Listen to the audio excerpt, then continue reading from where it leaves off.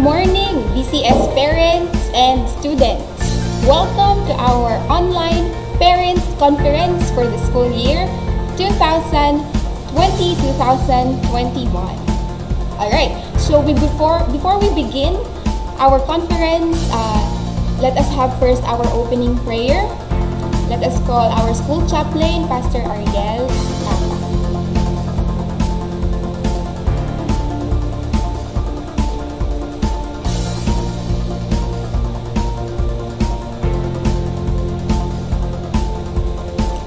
Sige po, tayo po'y manalangin.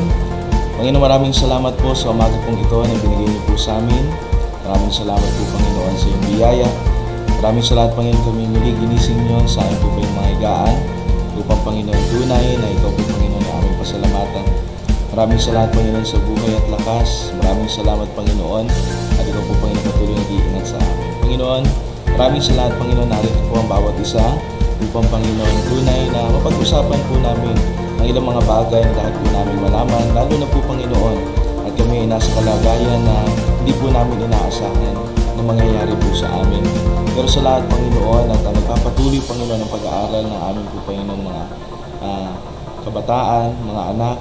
Maraming salamat, Panginoon, at may mga ganitong bagay na kung saan ay pwede po namin gamitin para, Panginoon, sa pagpapatuloy ng pag-aaral ng aming po, Panginoon, mga anak, ng aming po, Panginoon, kabataan po, Panginoon.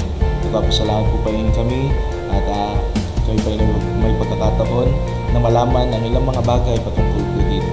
Kaya pa namin dalangin, tulungan niyo po kami sa bawat mag-aamumuna, sa bawat magtuturo, bigyan niyo po sila ng biyaya, ng karunungan, at sa amin po, Panginoon, tulungan niyo po kami maunawaan ang mga bagay na ito at tunay na ipakita niyo po sa amin ang mga bagay na dapat po namin makita para po, Panginoon, tunay na maging maayos at matulungan namin ang aming po, Panginoon, mga estudyante dito sa Batangas Christian School. Panginoon, tulungan niyo po, Panginoon, ang bawat isa at nawa, Panginoon, malaman namin ang mga pwede namin gawin para, Panginoon, tunay na magabayan pa rin po namin sila kahit po, Panginoon, nasa ganito po kami kalagayan. Panginoon, kayo po ang mangunguna, kayo po, Panginoon, papalapay na sa bawat isa. Iingatan niyo po kami at tunay, Panginoon, na ikaw po ang aming maitaas at aming po kayo napapasalamatan. Maraming dalangin sa tayong pangalan, Panginoong Jesus.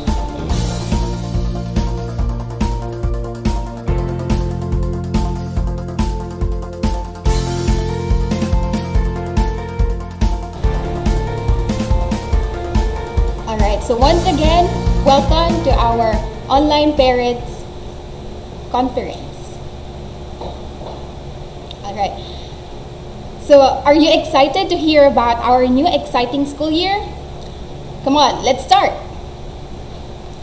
So, today we will be sharing with you our learning continuity management plan. And of course, also we will be sharing the different instructional modalities for this school year. Okay? But before that, for our conference today, we will be giving you before we give you our LCMP, our learning modalities for this school year, for questions or clarifications, may we request you to type your queries there on our live chat. Please use the live chat feature to type in your questions or concerns. And then later, after our presentation, we will try to answer all your queries, all your questions. So, for the first part of our orientation, we will now call our academic coordinator, Ma'am Cindy Ruth Ocampo.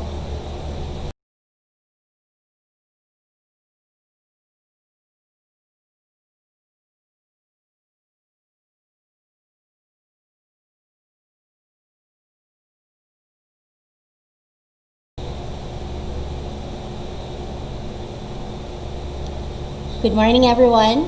So my name is Teacher Cindy Ruth, and I am here to explain to you our very new program, our response to the global pandemic, and also our response to the urge of our Department of Education into the continuity program or the learning continuity program of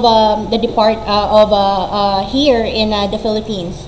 And so Batangas Christian School goes hand in hand in the development of deliver instruction among our students. So in behalf of our Administrator and President, Pastor Ephraim Camacho, and our Principal, Mrs. Joelle Camacho, I would like to introduce to you the Batangas Christian School Learning Continuity and Management Program.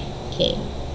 All right, so Ma'am Nika, I see that our desktop audio is on. I think we can go ahead and put that on mute. Hang on a second. All right. So, before we begin, we would like to discuss with you the vision and the mission of the BCS-LCMP. On your screen, you have there the vision of this program.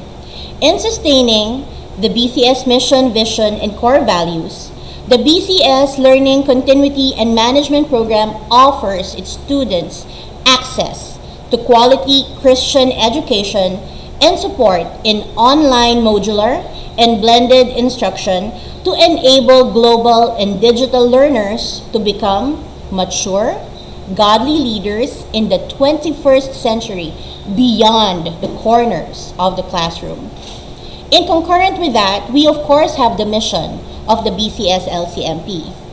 In that, at BCS, distance education is a matrix of development, from Christian character to real-world scholarship. BCS-LCMP provides a high standard, holistic, integrated, and sustainable biblical learning experience aligned with the goals and the directorship of the Department of Education. The core values of the BCS-LCMP also is anchored in the core values of Batangas Christian School itself. We of course know that the core values of BCS lies in its vision, in building the hope of tomorrow, today. We do believe that the future leaders of this city, of the Philippines, and maybe even the world, starts with one step towards its goals. In that, we also believe that with absolute faith, we always do everything as we stand for the glory of God. And to do that, we need to have excellence. And by excellence, we mean conquering all possible odds, even this unseen foe. We conquer the odds and we do it with absolute dedication. The BCS-LCMP features three particular options. The first option is the online distance learning. It is a web-based, teacher-led instruction. The second is the printed module distance learning, or PMDL. This is, of course, the delivery of instruction through printed modules. It is both student and parent-led instruction. And the third is the Learn at Home VIBAL program. The Learn at Home VIBAL program is actually both printed and digital homeschool modality. We will go on to discuss ODL, PMDL, and the Learn at Home program in detail in just a few more minutes. I shall be discussing ODL to you. Our coordinator in the junior high school, Ms. Roma Joy Cordero, will be discussing PMDL with you, and our coordinator in the elementary and the preschool department will be discussing Learn at Home with you. She's none other than Miss Mercy Joy Bargamento. Of course, I'm sure the senior high school students are waiting. What about our coordinator? I shall also be having Miss Feby Marquez with me to discuss the ODL sample schedule with everybody.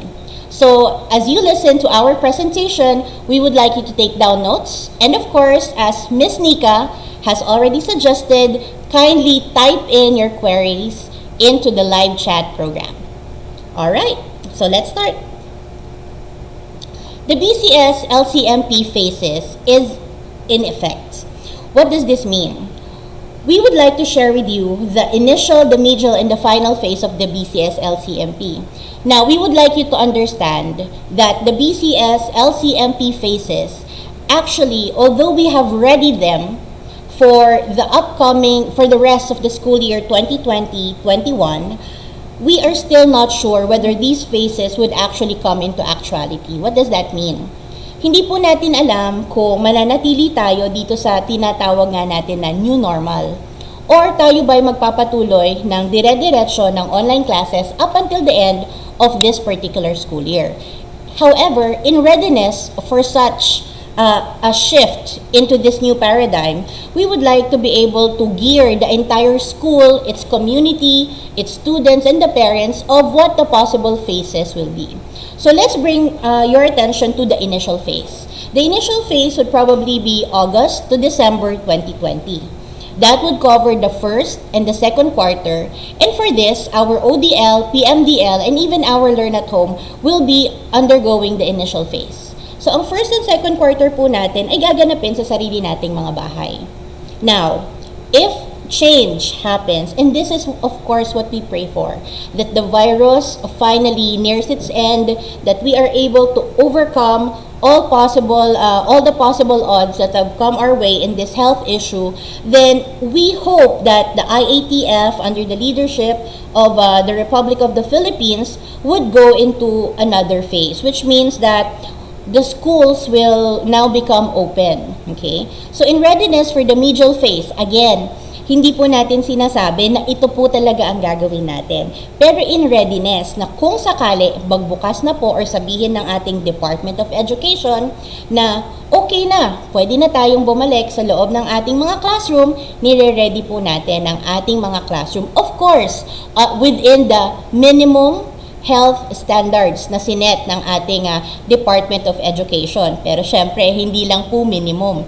Doon sa pinaka-safe na kaya nating i-offer para sa ating mga estudyante.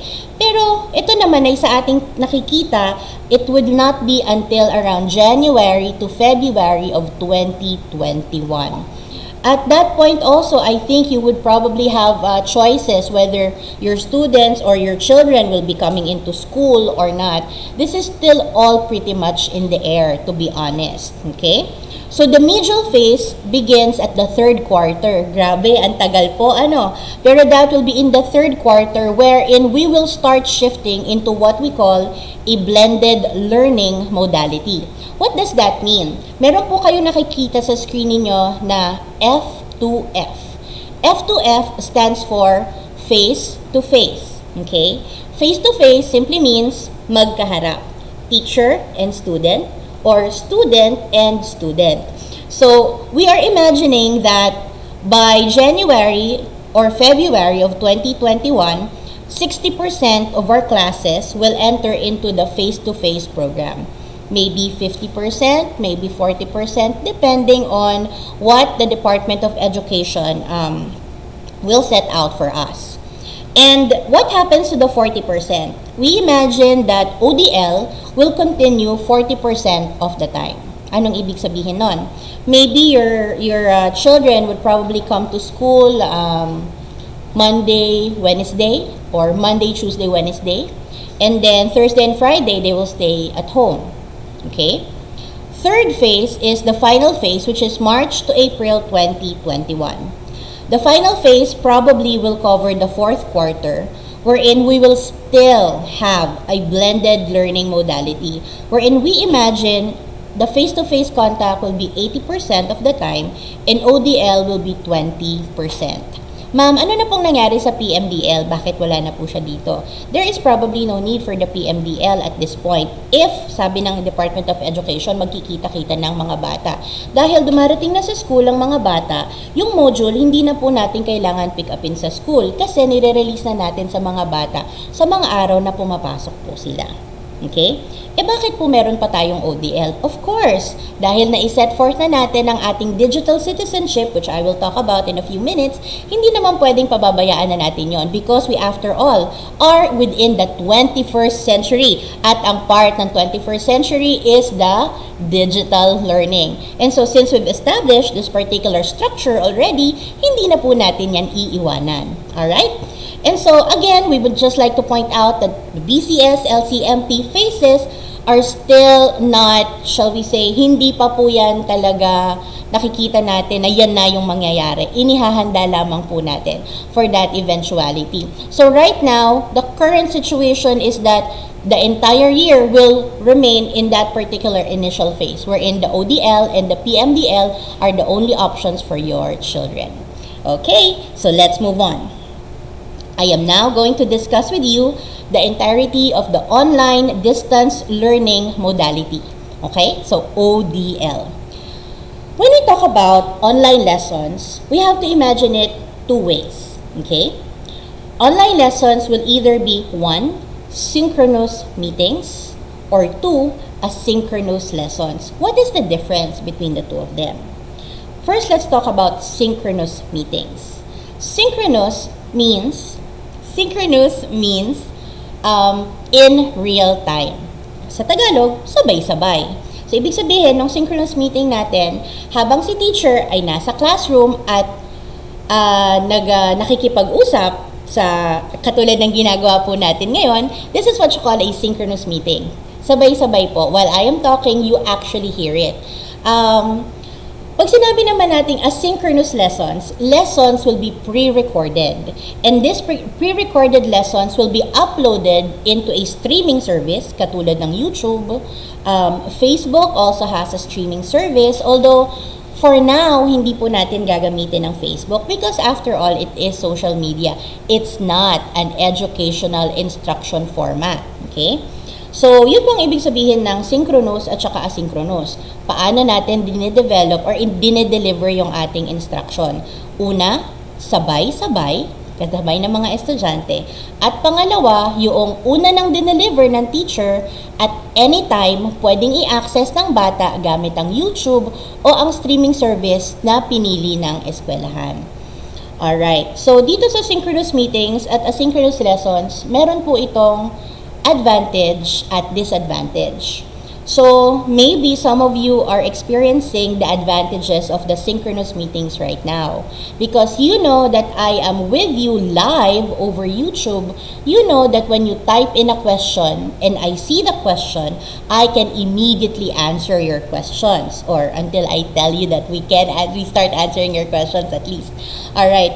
Whereas, kapag ka naman asynchronous ang lessons natin, when you type a question or you give me a question over another format, say over email, or magme-message po tayo dun sa streaming service, there is a possibility I may not see it right away. Now, the disadvantage with synchronous meetings is that just because there are so many people that are listening, it may take a while for me to be able to see who those people are that have sent in their queries, or it may be difficult for me to see kung sino yung mga tao, halimbawa yung mga estudyante ko na nakikinig sa akin at this moment in time. Or there is also the possibility that even though I am broadcasting in real time, you may actually be listening to this, yung nagbabuffer na tinatawag natin, yung ikot lang ng ikot na di-delay, no? So, if there are students that have limited internet connectivity or in a place where the internet connectivity may not be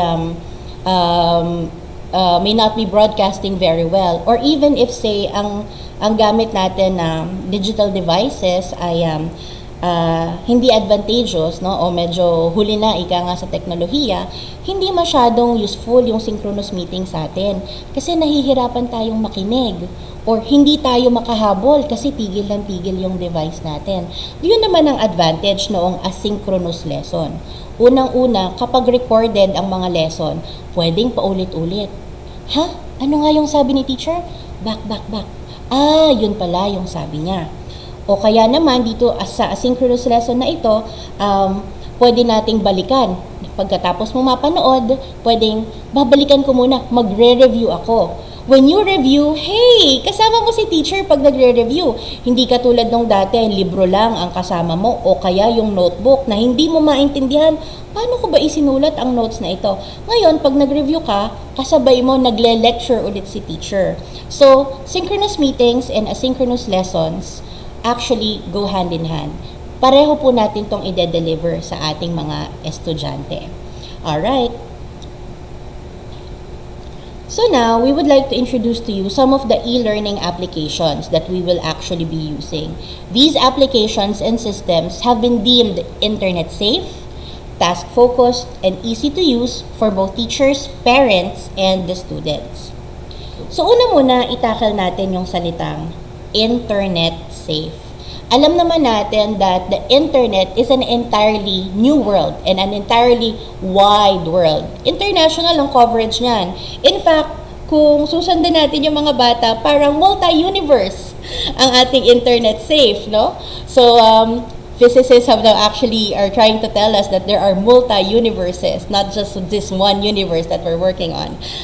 But when we talk about the internet or internet safe, anong ibig sabihin nun? Basahin muna natin. The systems below do not collect personal data nor are information stored on-site or shared to third-party users. Anong ibig sabihin nun?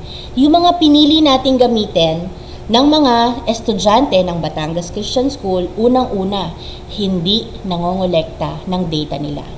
Hindi nanghihingi ng kanilang pangalan. Paano yun? Paano malalaman na sila yun? Hindi din tayo nag-share ng information nila, pangalan, edad, address, birthday, wala tayong i-share sa kanila. We don't even give information to third-party users. Ano ibig sabihin nun? Kapag merong ibang website, posible kasi na kapag na-store na yung kanilang data, magamit ng iba. Alam ko, naging issue yan recently sa Senado. Tama ba ako, co-teachers?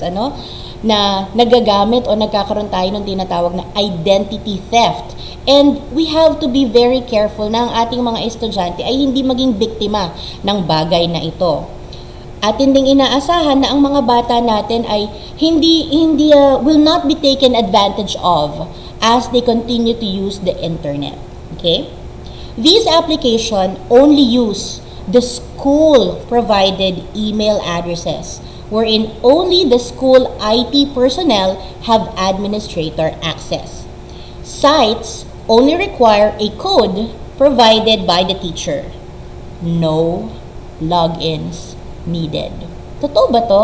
Yes, totoo po ito. Hindi po kailangan isulat ng bata ang kanyang pangalan, hindi niya kailangan gamitin ang kanyang personal data para sa mga pupuntahan na websites, para sa kanyang pag-aaral. At pinili lang po natin ang mga websites na ito kung saan itong mga websites ay yung purong tinatawag nating mga educational platforms. Alright.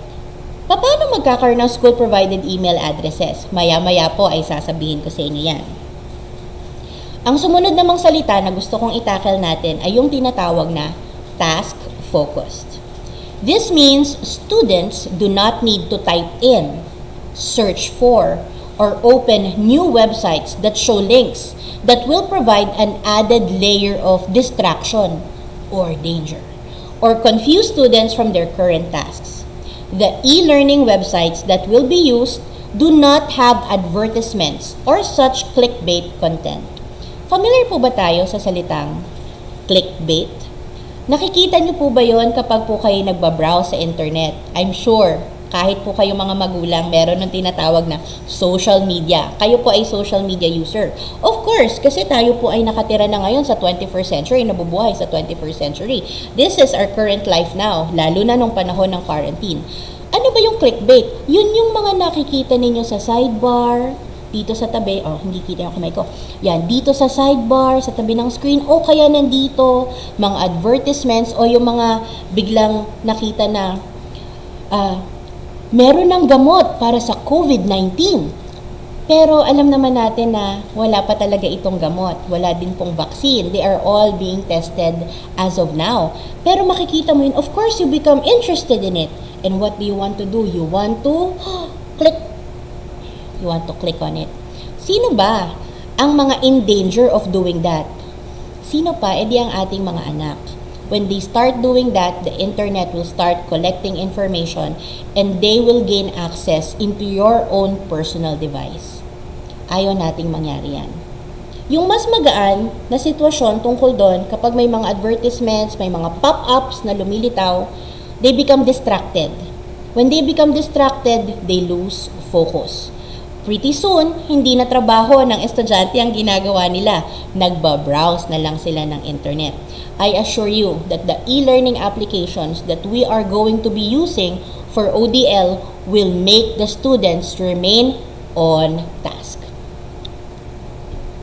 And finally, ito yung inaantay ninyo. Easy to use. Yes. The approved e-learning apps or sites or site lists were chosen for their user-friendly interface and simple, updated designs.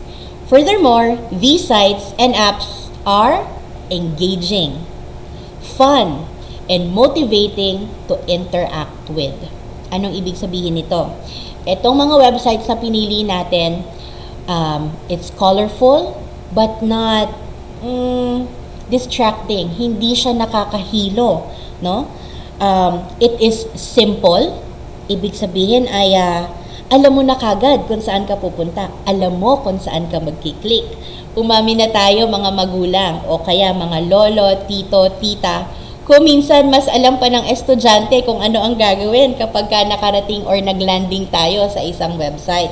Don't worry, you will be just as knowledgeable about the apps and the websites that we are going to be using. Kasi po talaga ang ginamit natin ay yung mga easy to use. So, what are some of the examples of the e-learning applications or websites that I have been talking about? Let me show you. Tada!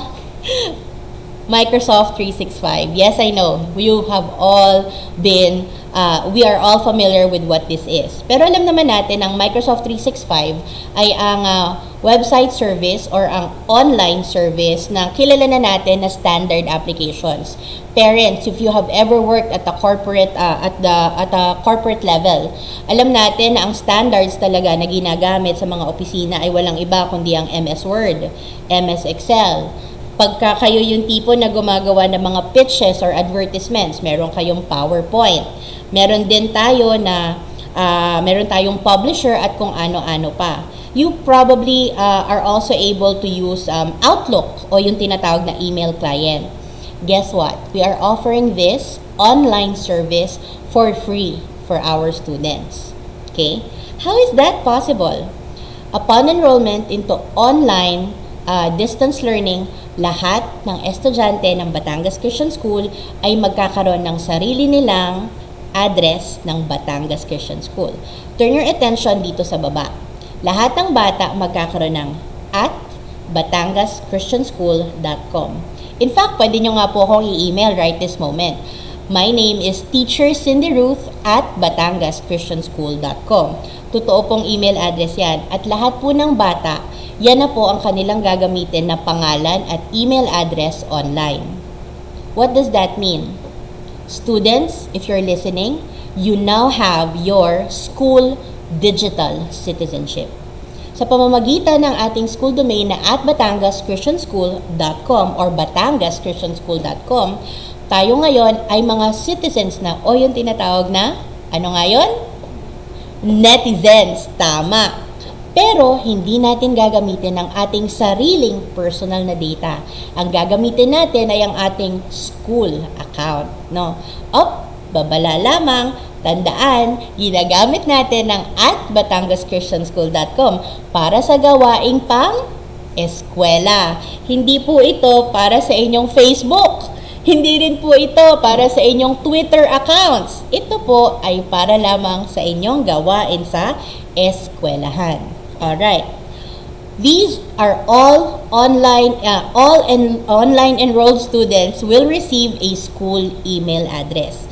So, makikita po ninyo dito, kung bibilangan nyo, merong 1, 2, 3, 4, 5, 6, 7, 8, 9. Hindi lang po yan lahat ng mga apps na meron sa Microsoft 365. Yan po actually, there are 22 available applications that the students can make use of. Kasama po dyan, ang isang application sa Microsoft 365 ay yung tinatawag na Microsoft Stream. Ano po yung Microsoft Stream? Yung Microsoft Stream ang streaming service ng Microsoft. Ito po ay libre. Ito po ay katulad nitong YouTube na ginagamit natin ngayon. Pero, ito pong streaming service na ito, lahat po nung sinabi nating synchronous meeting at lahat ng asynchronous online instruction, dito po matatagpuan ng ating mga estudyante.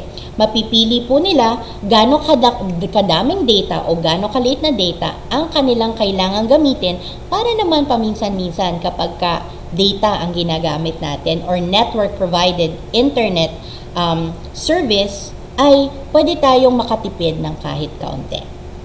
Alright.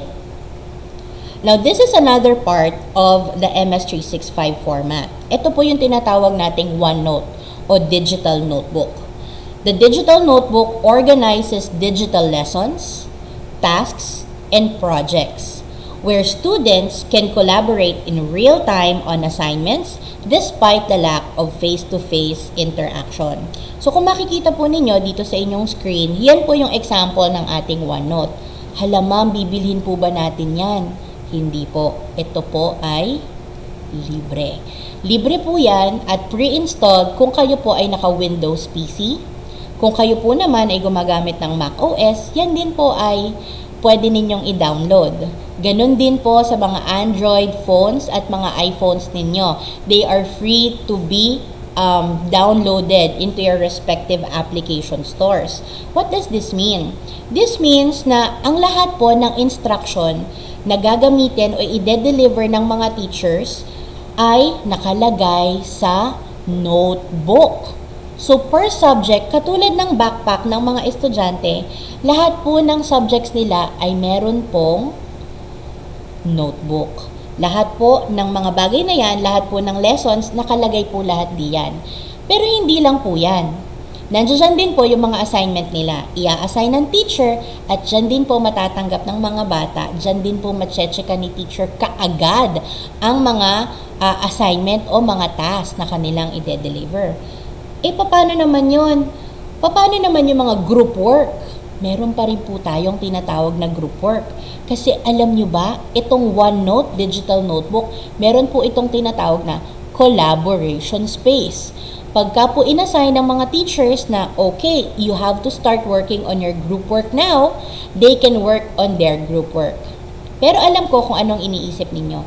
Ibig sabihin, I need to be online for my entire lesson in all my subjects. The answer is no. Paano nangyari yon? You only need to sync your OneNote maybe once, twice, or 3 times in a day. When you sync that notebook online and the teacher has already put in the lessons for that week, pagka-sync mo, say, Monday ng 8 a.m., lahat ng lessons na download mo na. So you can keep working on your tasks and your assignments while offline. Anong ibig sabihin nun? Yes, ladies and gentlemen, tayo po ay tipid na doon sa data kasi naiintindihan po ng BCS yan na tayo po ay nasa panahon ng pagtitipid. Yun po ang pinakamaganda. At bukod doon, lahat po ng lessons nandidiyan nasa iisang notebook na yan. Ngayon, itong pong notebook na ito ay magagamit po ng mula grade 3 hanggang po sa grade 12. Depende din po sa sitwasyon o depende din po sa nilalaman ng instruction kung paano po i-deliver yon. Pero assuredly, mula grade 3 hanggang grade 12, gagamit po ang mga bata nung tinatawag natin na OneNote or digital notebook. Teka lang, bakit grade 3 ang simula? Paano naman ang preschool at saka ang grade 2? Huwag po kayong mag-alala. Meron po tayong iba para po sa kanila. Meron po silang tinatawag na virtual classrooms. Kapag po sa simula po ng Agosto, masisimulan po ninyong makita kung ano ang itsura ng virtual classroom na ito. Kasi po syempre, in-streamline po natin para po hindi masyadong nakakalito para sa ating maliliit na mga chikiting. Alright, so let's move on to the next e-learning solution. We have Appbacada. Okay? Appbacada is the sister application to our e-text messaging service. That's right.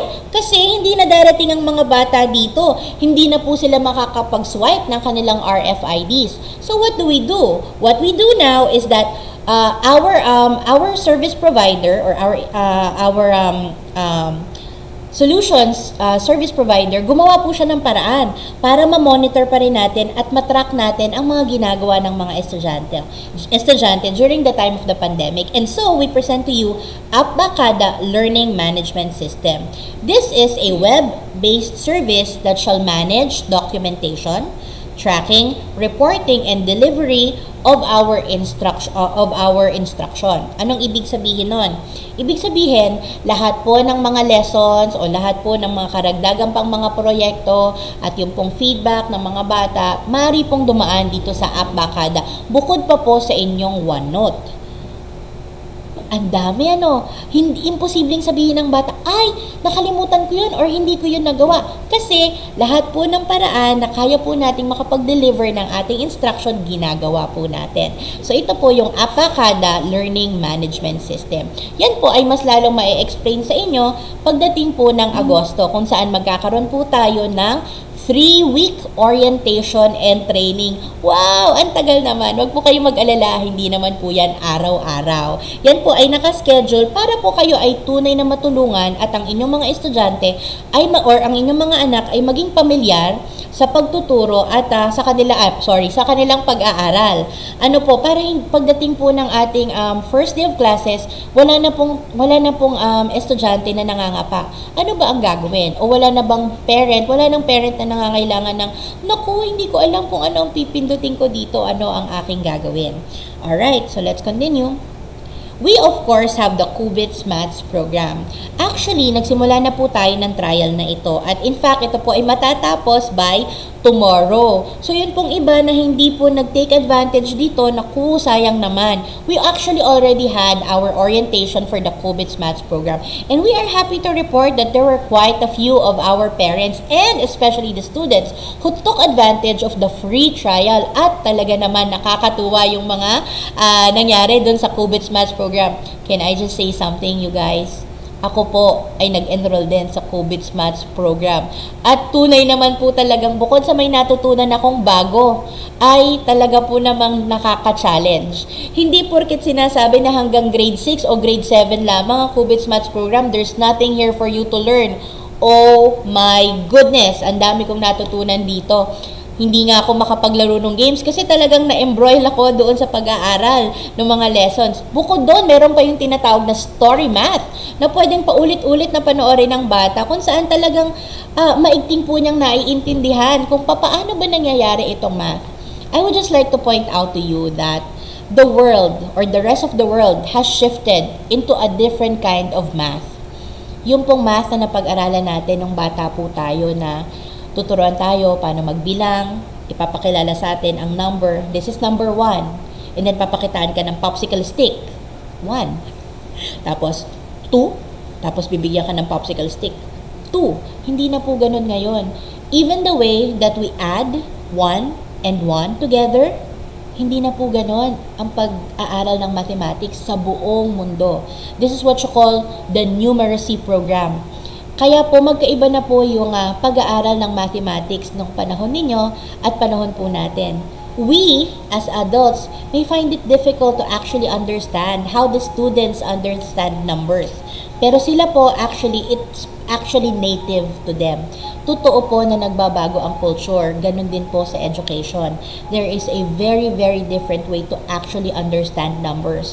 They are introduced to different techniques such as chunking, grouping, what else? Programming, they have coding in mathematics. Yes, coding o yung tinatawag natin na programming ay part po actually ng mathematics yan. Noong unang panahon, tandang-tanda ko, kailangan ikaw ay BS Math major para maintindihan mo yung IT structures. So ngayon po, seamless na po yan sa Maths Cubits program po natin. I want you to understand that Cubits has been around for quite a while already, no?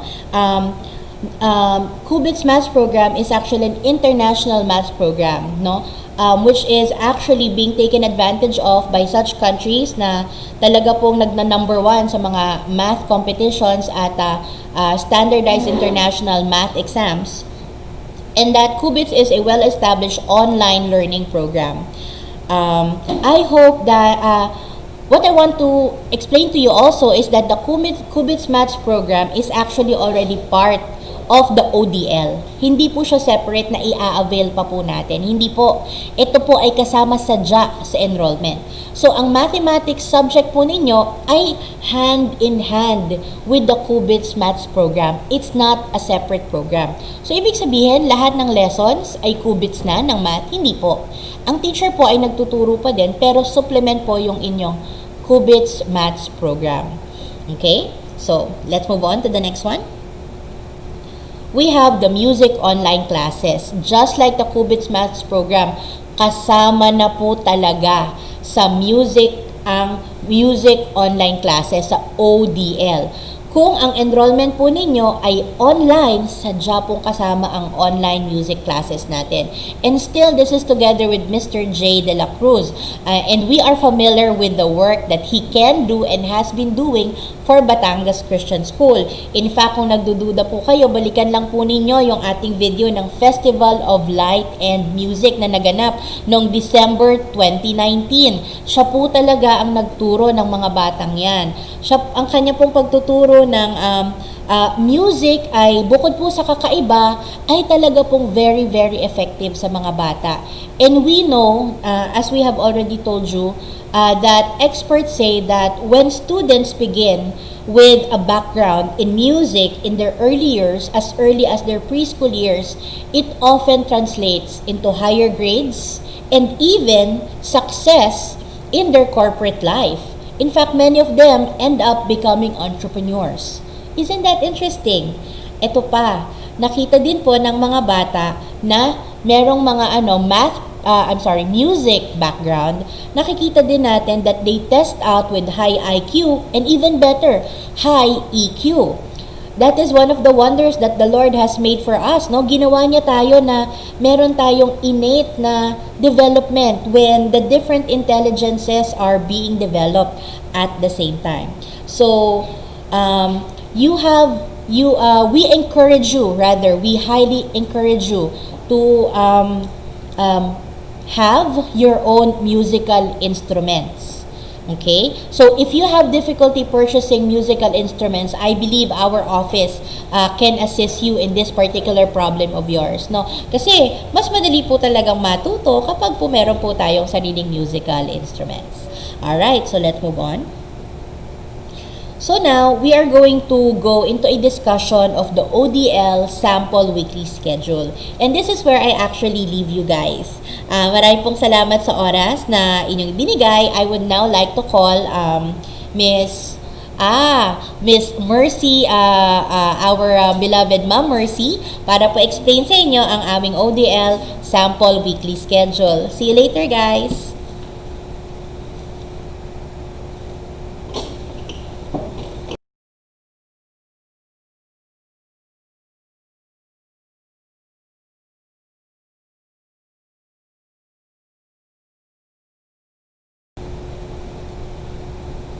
So good morning everyone, it is me Teacher Mercy. So I'll be discussing you our online distance learning sample weekly schedule. So as you can see, here is our sample lesson or sample schedule rather. So it is a synchronous meeting schedule versus asynchronous lesson schedule. So as you can see on your screen, it is a live synchronous meetings where they can meet their teachers, meaning kamustahan, just like that, just to give feedback on the performance of your child. So it is recommended that it has to be a maximum of 2 hours per day, and as you can see, it's only for 2 days, meaning on the other days they are going to work offline or off the screen and to continue working on their daily tasks.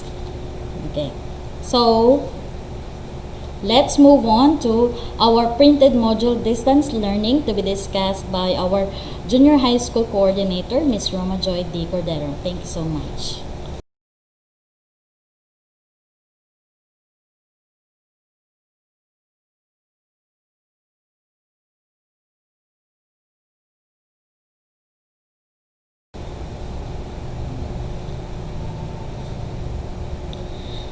Good morning once again, dear parents and guardians who are still with us. I hope we are all safe and sound as of this moment. So at this juncture, you are about to hear the answers to W's and H of the BCS-PMDL or Printed Module Distance Learning Modality. By the way, as mentioned, I am Ms. Rama Joy Cordero or Teacher Rome for your children or our students who are coming here at Batangas Christian School. So the first question, by the way, are you ready parents? I hope you are all ready. Kung handa na po kayo, sige po, tayo ay magsimula na. Magpatuloy po tayo. So the first question that we are going to answer is, who should enroll in PMDL or the Printed Module Distance Learning? So the answers are, number 1, PMDL is for students who are self-motivated learners. Of course, those students who can do their task on their own and motivated sila na gawin yung mga ibibigay sa kanila na task just by following the instructions given on their modules. Of course, the second one, PMDL is for students whose parents are able to monitor and supervise the student activities and progress. Yes, parents, you will be working with us hand in the hand if you choose this modality, the Printed Module Distance Learning. And of course, PMDL is for those students who have inadequate devices and limited internet connectivity. Okay, the second question that we are going to answer is, of course, if we have answered the question who should enroll, the next one, who are not recommended to enroll in PMDL. So in contrary to the first question we answered, PMDL is not recommended for the students who have difficulty learning by themselves. And of course, students whose parents are unable to monitor and supervise student work and progress. Okay, the third question that you might be asking is, how will it work? How will PMDL work? Of course, students work continuously as instructed in the module as mentioned a while ago, and parents or students themselves, the motivated learners, assist learning by checking student work and progress. And on the module, answer keys are provided for feedback, but not all. Of course, some portions will not have the answer keys. For example, sa mga essays po natin, of course, answers may vary on those different questions. So, the module would not have or will not contain the answer to those essay-like questions.